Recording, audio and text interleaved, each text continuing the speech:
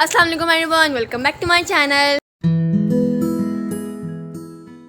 तो आज हम बना रही है बहुत मज़ेदार सी मिठाई। वैसे तो ये कराची में बनाई जाती है, उसकी रेसिपी है, लेकिन यहाँ पंजाब में भी लोग इसे खाते हैं, बहुत शौक से खाते हैं। तो मेरी तो वैसे ये फेवरेट मिठाई बन गई है, वरना मुझे गुलाब जामुन वगैरह पसंद। तो अगर आप लोग गुलाब जामुन वगैरह खा के थक गए हैं तो आप लोग ये ट्राई करें, न्यू रस भरी। तो चलें वीडियो स्टार्ट करते हैं। पहले आप मेरी वीडियो को लाइक और चैनल को सब्सक्राइब कर लें। अस्सलाम वालेकुम, कैसे हैं आप सब। तो आज हम आप लोगों के लिए लेके आए हैं बहुत मज़ेदार सी रवायती सी मिठाई जिसका नाम है रसभरी। चलिए हम वीडियो स्टार्ट करते हैं। तो इसके लिए मैंने 1 कप चीनी लिया है और आधा कप पानी लिया है। और इसका बिल्कुल एक तार वाला शीरा नहीं बनाना, सिर्फ चीनी को हमने मेल्ट करना। और 2 से 3 हम डालेंगे सब्ज़ इलायची डालेंगे, या उसके दाने निकाल के आप डाल दें। तो यहाँ पे हमारा शीरा जो सा वो रेडी हो चुका हुआ। तो ये मैंने यहाँ पे लिया पनीर। तो पनीर को मैंने 2 किलो दूध को मैंने टाटरी डाल के उसको मैंने पाल लिया है। तो मैं ये सारी पनीर इस्तेमाल नहीं करूँगी, मैं हाफ़ पनीर का बनाऊँगी और इसी के हिसाब से मैं आपको इसकी क्वांटिटी बताऊँगी, बाकी चीज़ों की भी।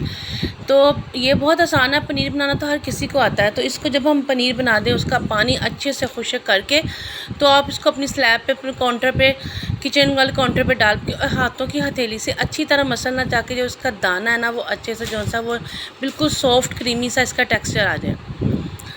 तो यहाँ पे मैं इसको बहुत हाथों की मदद से इसको मल रही हूँ। तो ये जो पनीर मैंने लिया है, मैंने 2 किलो दूध के लिए आपने 1 किलो दूध लेना है। और 1 किलो दूध में आपने 2 से 3 चुटकी आपने टाटरी की डालनी है, ठीक है। जब दूध अच्छी तरह थोड़ा सा हमारा गर्म हो जाए, फिर आपने टाटरी डालनी है। और जब दूध हमारा फट जाए तो उसको कुछ देर आपने दूध को पानी में ही उसको रहने देना, ताकि जो उसका वो दाना वो जो सा जान पकड़ जाए। तो यहाँ पे मैंने हाथों की मदद से मसल लिया और देखिए हमारा जो पनीर है जो बहुत क्रीमी सा टेक्सचर बन गया। तो ये हमारी है मूंग की दाल। तो ये आधा पाव मूंग की धुली हुई दाल है। इसको मैंने आधा घंटे के लिए भिगो के इसको मैंने ग्राइंडर में पीस लिया। अगर आप कूंडी डंडे में पीसना चाहते हैं तो उसमें पीस लें। तो ये जौन सी पनीर है, मैंने उसको मसाला था वो पनीर भी मैंने इसमें डाल दिया है। और मैंने 2 से 3 चुटकियाँ इसमें डाली हैं मैंने बेकिंग सोडे की। और 1 चम्मच मैंने डाला है मैदे का। मैदा जो सा इन सारी चीज़ों को कंबाइन करेगा और बेकिंग सोडा इन सारी चीज़ों को राइस करेगा। और थोड़ा सा खूबसूरती का कलर के लिए मैंने इसमें थोड़ा सा जर्दा कलर डाला है, जो येलो फूड कलर होता है ना, वो मैंने डाला है।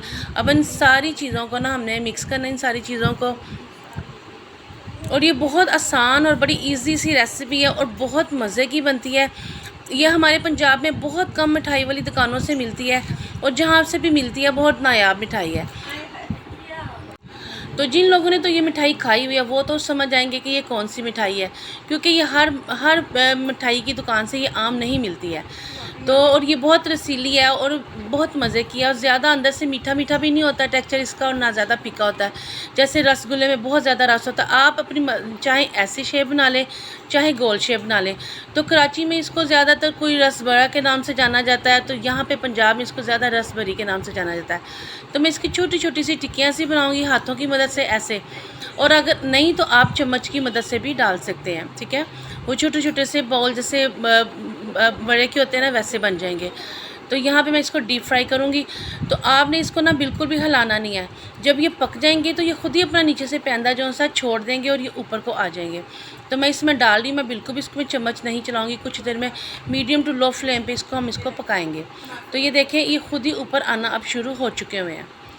तो इसकी मैं साइड चेंज करी, मैंने बिल्कुल भी इसको नहीं छेड़ा था। खुद ही जब मैं ये ऊपर आए हैं तो मैंने इसको छेड़ा है और इसकी साइड चेंज की है, और बहुत खूबसूरत सा कलर आया। और साथ साथ मैं इसको डाल रही हूँ शीरे के अंदर।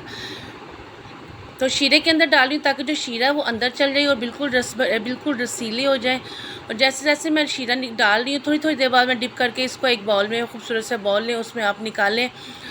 और जो इसके ऊपर बादाम के साथ, पिस्ते के साथ इसकी गार्निशिंग करें। और जो बाकी का बचा शीरा ना, वो भी आप इसके अंदर डिप रहने दें, ताकि जब आप खाएं तो फिर ये ड्राई ना हो जाए। और बहुत मज़े की, बहुत खूबसूरत, और देखने में खूबसूरत और खाने में मज़ेदार लजीज सी हमारी रसभरी तैयार है। और बिल्कुल गुलाब जामुन, बर्फ़ी, रसगुल्ले खा के अगर आप थक चुके हैं तो आप ये मिठाई को खाएँ, और बहुत कम पैसों में तैयार होने वाली ये हमारी मिठाई है। और देखें ये हमारी, यहाँ पे मैंने एक प्लेट में डाली है, इसको मैं तोड़ रही हूँ। देखिए अंदर तक ये रसीली है और ये खाने में बहुत मज़ेदार थी। आप भी बनाएं, खाएं और दुआ में याद रखें। अल्लाह हाफिज़।